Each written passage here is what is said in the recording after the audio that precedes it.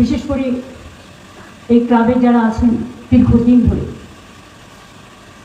আমি সকলকেই, ওদের আজকে না, আমি দীর্ঘদিন ধরে চিনি। আমার সাথে অনেক আন্দোলন করেছে, এমনকি এখানে রেল বস্তি ছিল, মনে হচ্ছে 48 ঘন্টা আমি বসেছিলাম, আর স্টেজের নিচে নাকি বোমা রেখে দিয়েছিল। বুঝুন কত ঝুঁকি নিয়ে মানুষকে বাঁচানোর জন্য। তাদের জন্য অবশ্য পরে আমরা ফ্ল্যাট করে দিয়েছি, তাই তো তারা চলে গেছে নোনাডাঙ্গায়। তো আমি এই এলাকাটাকে অনেকদিন ধরে চিনি, আজকে নয়। আর 95 পর্যন্ত আমাকে আসতেই হয়। আগে রতন ছিল, আমার সাথে ঝগড়া করতো না আসলে, এখন বাবুলালরা আসলে ঝগড়া করে না আসলে। ওদিকে মৌসুমী কাউন্সিলার আছে, দেওয়া আছে, ভরত পালকে আমি প্রথমে এই এলাকা দেখছি। কিন্তু আমার কোনো রাগ নেই তোমার ওপরে, ভাই, এটা ভুল ধারণা। আমার কারোর উপরে কোনো রাগ নেই। আমাকে মানুষ গালাগালি দিলে আমি খুশি থাকি, কারণ আমি তাহলে বুঝি আমি কাজটা ঠিক করেছি। সুতরাং আমি অনেক দুঃখ, অনেক সংগ্রামের মধ্যে দিয়ে চড়াই উতরাই পেরিয়ে এখানে এসেছি। সংগ্রামের মানেটাও আমি জানি, সংগ্রাম কি করে শুরু করতে হয় জানি, সংগ্রাম কি করে শেষ করতে হয় জানি। কাজেই আমার কারো প্রতি কোনো রাগ, বিদ্বেষ, দুঃখ কিচ্ছু নেই। আমি শুধু এটুকুই মায়ের কাছে কামনা করবো, মা যেন সকলকে ভালো রাখে। আমাদের এখানে কোনো বর্ণ বিদ্বেষ স্থান পায় না। সব ধর্ম, সব বর্ণ, সব জাতি, সব ভাষা, সবাইকে নিয়েই আমরা চলি। আর যোধপুর 95 পল্লী বলুন, যোধপুর পার্কই বলুন, সবসময় এরা নতুন কিছু দেয়। নতুনত্বের মধ্যে দিয়ে তারা সৃষ্টি করে, কর্মের উন্মাদনা সৃষ্টি করে। যদিও পুজোয় অনেক এলাকা বানভাসী, অনেক মানুষ ঘর বাড়ি ছাড়া বা কেউ জলের তলায় বাড়িগুলো ডুবে গেছে, ডিবিসি ছাড়া জলে, দক্ষিণবঙ্গ এবং কোশি নদীর জলে, নেপাল থেকে ছাড়া জলে উত্তরবঙ্গ। আমি সেই জায়গাগুলো ঘুরে এসেছি, ত্রাণ দেওয়ারও ব্যবস্থা করেছি। দেখুন, আমরা যতটুকুই করি না, যেটুকুই করি না কেন, যার বাড়িটা ভেঙে যায়, যার শস্যটা নষ্ট হয়ে যায়, আমরা শস্য সব দাম দিয়ে দিই। শস্য বিমা গভর্নমেন্ট বিনা পয়সায় করে দেয়। অনেক বাড়িও তৈরি করে দিই, রাস্তাও নতুন করে তৈরি করতে হয়। নদী মাতৃকার দেশ। আমরা পুজোর দিনগুলো যেমন আনন্দ করব, সাথে সাথে বানভাসী মানুষের কথাও যেন আমরা মনে রাখি।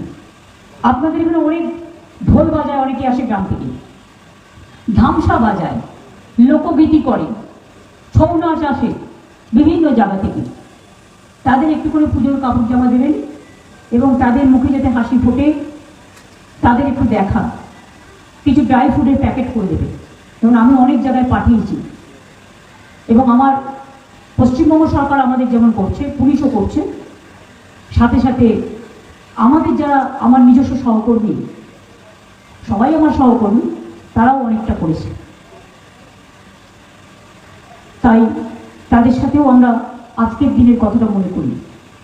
খুব ভালো হয়েছে আইডিয়া, ঠাকুর, ওরা বরাবরই ভালো করে, ভালো জিনিসকে ভালো বলতেই হয়। আর যেহেতু এইসব ব্যাপারে আমি একটু কুটকুট করি আর কি, মানে আমি একটু খুঁজে আছি এসব ব্যাপারে, বাট সৃষ্টি আমার ঘুমের ঘুরে আসে। ভালো সৃষ্টি দেখলে মনে হয় এটা একটা নতুন জাগরণের নতুন কৃষ্টি। সৃষ্টি যারা তৈরি করে তাদের দৃষ্টিটা হচ্ছে তৃতীয় নেত্র আমাদের। মনে রাখবেন, আমাদের দুটো চোখ, দেবীর তিনটে চোখ। মানুষেরও কিন্তু তৃতীয় নেত্র আছে, সেটা দেখা যায় না। এটা হচ্ছে কৃষ্টি, এটা হচ্ছে দৃষ্টি, চিন্তা ভাবনা। ধরুন আপনি হাঁটছেন, হাঁটতে হাঁটতে দেখছেন গর্ত, চট করে আপনি সরে যাচ্ছেন। কেন সরে যাচ্ছেন? তৃতীয় নৃত্যটা আপনাকে শিখিয়ে দিচ্ছে, আপনাকে আগে থেকে অ্যালার্ম করছে, অ্যালার্ট দিচ্ছে, তুমি পড়ে যাবে, সরে এসো। এইটা হচ্ছে আমাদের ভিশন, আমাদের সাহায্য করে। হট করে তেলে অনেক সময় মাছ ছেড়ে দিল, পট করে পুড়ে গেল, তখন বলে তেলে যাতে আস্তে আস্তে, অথবা একটু সরে যাও। এই যে ছোটখাটো জিনিসগুলো মনে রাখবেন, এগুলো আমাদের তৃতীয় নেত্র থেকে আসে। এক একজন এক এক রকম ভাবে ব্যাখ্যা করতে পারে। আমি এটা রিসার্চ করে ব্যাখ্যা করতে পারছি না, জাস্ট আমার কমন সেন্সে যতটুকু মনে হয়। কাজে আপনাদের সবকিছুই ঠাকুরের মধ্যে। কত গ্রামের লোক এসে কাজ করে, পাড়া প্রতিবেশীরা 3 মাস ধরে পাহারা দেয়। কোনো ক্লাব আরেকটা ক্লাবকে তার থিম বলবে না, সব লুকিয়ে রেখে দেয় থিমগুলো। কিন্তু আজকের থেকে উদ্বোধন হয়ে গেল মানে মানুষ ঠাকুর দেখতে আসবেই। দেখে রাখবেন, বাইরেরও যারা আসবেন বয়োজ্যেষ্ঠদের একটু কেয়ার করবেন, তারা প্রবীণ বলে ছুড়ে ফেলবেন না। বাচ্চাদেরও একটু নজর রাখবেন, মা বোনেদেরও নজর রাখবেন, সবাই পরিবার একসাথে বেরোয়। ক্লাবের ছেলে মেয়েদের অনেকক্ষণ পাহারা দিতে হয়, এখন থেকে ভলেন্টিয়ার টিম রেডি রাখুন এবং প্রশাসন আপনাদের সব রকম সহযোগিতা করবেন। কিন্তু প্রশাসন একা তো কিছু করতে পারে না ক্লাবের সহযোগিতা ছাড়া। আমরা প্রায় 48,000 ক্লাবকে এবার সাহায্য করেছি। আমি মনে করি না এটা সাহায্য, এটা হচ্ছে আন্তরিক তাদের কাজ করবার অবদান। অনেক ক্লাব আছে যাদের ক্ষমতা আছে, কিন্তু একটা গ্রামের ক্লাব, একটা ছোট্ট ক্লাব, তাদের ক্ষমতা নেই।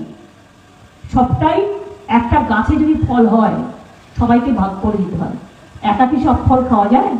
খাওয়া যায় না। সেরকম জীবনের যেটা ভালো জিনিস সবাইকে ভাগ করে দিতে হয়। সবাই ভালো থাকুন, জীবনে কখনো হতাশ হবেন না। সবসময় মনে রাখবেন একটা পথ বন্ধ হলে আরেকটা পথ খোলা আছে। এগিয়ে যাবেন নিজের প্রতি আস্থা রেখে, ভরসা রেখে। কে কি বললো তাতে কি যে আসে? রামকৃষ্ণ পরমহংসদেবকেও তো অনেকে পাগলা ঠাকুর বলতেন, তাতে কি তার গায়ে ফোসকা পড়েছিল? পরেই। বলতে দিন, কারো বলবার স্বাধীনতা আছে, আবার কারো শোনবার স্বাধীনতা আছে। বলতে দিন, যে যার মতো স্বাধীন মন্তব্য ব্যক্ত করুন, কোনো অসুবিধে নেই। কিন্তু সেই সব শুনে মন খারাপ করবেন না। সবসময় ভালো থাকবেন, সুস্থ থাকবেন, আর নিজের প্রতি নিজে আস্থা রাখবেন। মনে রাখবেন, আমরা যদি খারাপ কথা চিন্তা করি বাচ্চাদের উপর কত প্রভাব পড়ে। বাচ্চাদের ভালো রাখবার জন্যই, প্রজন্মকে ভালো রাখবার জন্য, নতুনদের ভালো রাখবার জন্য তাদের কখনো হতাশা করতে নেই, তাদের সবসময় এগিয়ে দিতে হয়। আর বলতে হয়, চিন্তা করছো কেন? ঠিক হয়ে যাবে, চিন্তা করো না। যেহেতু নিজের প্রতি ভরসা রাখুন, বিশ্বাস রাখুন, আস্থা রাখুন, জয় হবে। জয় মা দুর্গা, জয় মা দুর্গা, জয় মা দুর্গার জয়। জয় বাংলা, জয় বাংলা, জয় বাংলার জয়। ভালো থাকুন, সুস্থ থাকুন, সকলকে শুভ শারদীয়া, শুভ নন্দন। আবার দেখা হবে।